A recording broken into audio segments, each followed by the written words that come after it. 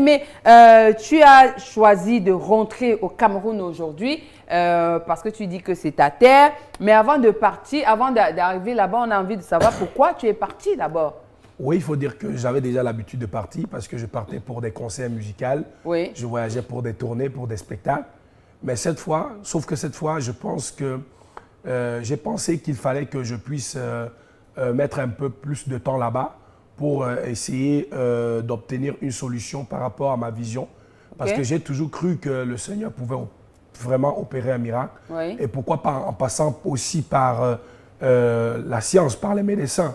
Donc je me suis dit que puisque le système de santé est tellement avancé du côté de l'Hexagone, peut-être qu'il pouvait avoir une solution à travers une solution médicale de ce côté. Donc c'est comme ça que je prends la résolution en 2016 de m'installer en Europe, en France particulièrement, pour essayer d'obtenir une opération chirurgicale par rapport à ma vision. Donc sauf que ça ne sera pas simple parce qu'on me fera comprendre que sans la sécurité sociale, sans être couvert par la sécurité sociale, sans carte vitale, ça sera très difficile pour moi de pouvoir assumer les charges de l'opération. Donc je ne serai pas en mesure d'assumer, de payer. Voilà, pour cette opération. Il va falloir maintenant que je me batte pour obtenir une carte de sécurité d'assurance maladie. Et pour la carte d'assurance maladie, il faut obtenir un titre de séjour.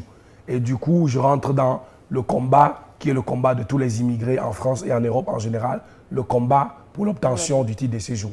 Et donc ça veut dire que quand tu es parti, ça signifie donc que quand tu es parti, normalement, en fait, tu es resté. Donc tu n'avais pas les papiers. Je n'avais pas les papiers. En réalité, je suis parti pour un visa. Et tu es resté avec un visa, de court séjour. Et après, quand mon visa a expiré, je me suis retrouvé en clandestinité.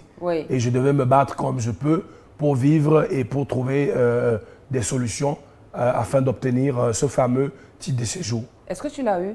Je ne l'ai pas eu. Et combien d'années tu as mis là-bas? Ben, c'était la 5e année. C'était la 5e année. C'est l'une des raisons pour laquelle j'ai décidé de rebrousser chemin dans mon pays. Je me suis dit... Qu'est-ce qui te disait pourquoi tu n'avais pas... Je ne sais pas exactement pourquoi je ne l'ai pas eu parce que j'avais un dossier de titre de séjour maladie. Puisque je suis arrivé, j'avais des yeux qui coulaient et qui faisaient mal. Donc j'ai fait une consultation, comme je disais, ils m'ont dit oui. Ben, pour l'opération, il vous faut une carte vitale parce qu'il faut que l'assurance maladie vous couvre. Et du tout, on me donnait, maintenant, on me faisait des soins pour le mal que j'avais et les yeux qui avaient un tout petit peu des problèmes qui coulaient de temps en temps. Donc on me faisait des soins pour ça. Et du coup, j'ai dû déposer un dossier de titre de séjour maladie par rapport à mes problèmes de vue. Et ils m'ont fait comprendre que justement, on pouvait m'octroyer un titre de séjour, sauf que ça a été très très difficile et très compliqué. Et j'ai même pu avoir la carte d'invalidité, la carte de mobilité inclusive. Donc j'étais reconnu par la France comme étant un handicapé résident là-bas. Ils m'ont accordé des droits sur le plan financier, sauf qu'on me faisait toujours comprendre que sans titre de séjour, je ne pourrais pas rentrer dans ce droit et je ne pourrais pas bénéficier d'un accompagnement à la hauteur de mes difficultés. Je ne pouvais que bénéficier d'un accompagnement minimal. Et vraiment, les conditions de vie étaient de plus en plus difficiles. Et j'étais dans une situation où même ma carrière que je faisais tranquillement ici au Cameroun et en Afrique s'était arrêtée. Je n'avais pas de travail, je n'avais plus de revenus stables. Je devais me débrouiller, heureusement qu'il y a quand même des restaurants et certains cafés camerounais à Paris. Dans ces cafés, dans ces restaurants, avec l'aide de certains artistes musiciens qui ont été solidaires avec moi dans cette situation, je devais me débrouiller comme je peux dans ces situations pour survivre. Et à un moment donné, je me suis dit non, ce n'est plus tenable. C'est un peu comme l'enfant prodige qui laisse toute la gloire et tout le bonheur et qui revient. Mais je me dis, ce n'est pas peut-être aussi trop le même cas parce que je suis parti plus pour des raisons, pour des raisons médicales que financières. Voilà. Mais tu vivais où entre-temps? Est-ce que tu as eu un logement? Est-ce qu'il y a des gens qui ont accepté de t'héberger? Voilà quoi. Oui, c'est vrai qu'au départ, j'ai eu quelques frères et sœurs qui m'ont hébergé, qui m'ont donné la possibilité de séjourner chez eux quand je suis arrivé dès les premiers moments. Mais bien après, c'était compliqué parce que vous savez, Yolande, personne ne peut vous héberger en France à long terme. Parce qu'au bout d'un moment, il y a la question des charges qui se posent et qui s'imposent.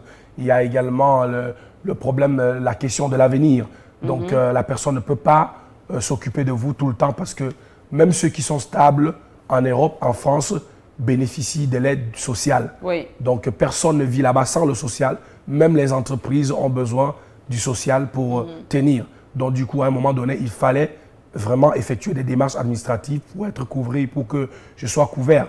Et du coup, les personnes qui m'ont hébergé, dans les premiers moments, ne pouvaient pas continuer à m'héberger. Il y avait justement la question des charges, de la location et tout. J'imagine bien. Et du coup, voilà, il a fallu maintenant faire appel au social. Oui. Et je me suis retrouvé dans un centre d'hébergement où j'ai vécu jusqu'à ce que je revienne parce que voilà, on me disait que c'était un truc provisoire et que je pourrais, entre-temps, avoir peut-être un appartement si la situation administrative avançait. Mais sauf que pour moi, la situation administrative n'a pas beaucoup avancé. Et je suis resté dans ce centre où il y avait pas mal d'autres personnes immigrées comme moi. Et voilà, qui était un centre d'hébergement d'urgence qui m'a quand même accueilli et m'a permis d'éviter à un moment donné la situation de SDF. Oui. Donc voilà, et je suis quand même resté là jusqu'à ce que je revienne. Donc voilà un peu. D'accord. Alors ça veut dire que tu vis. Je disais, Prince Aimé n'est pas aujourd'hui en possession de sa carte de séjour. Mais Prince Aimé n'est pas en possession de sa carte de séjour parce qu'il a décidé unilatéralement, sans écouter ou sans consulter ceux qui l'accompagnent au quotidien, notamment nous, pour l'aider dans ses démarches afin d'obtenir cette carte de séjour. Nous avons mené avec Prince Aimé cette démarche. Il a décidé, comme je disais, de rentrer au Cameroun sans nous avertir, parce qu'il a écouté les gens qui ne sont pas spécialistes, les gens qui n'ont pas qualité. Oui. Et une fois au Cameroun, le fameux titre de séjour, les autorités françaises nous envoient le document, le message, parce que, étant non-voyant, il avait un référent. Le référent a reçu le message pour dire que le titre de séjour est prêt. Il faut venir le chercher. Il faut savoir que quand vous faites une demande, il y a un temps de traitement. Une fois que l'administration a traité le document, vous avez entre 3 et 4 mois. Mais avec la Covid, c'est passé entre 6 et 8 mois. Oui. C'est le temps que l'administration donne son OK et qu'on aille fabriquer le fameux titre. Donc, pendant toute cette procédure, le frère Prince Aimé, c'est son choix, on respecte, et aller au Cameroun.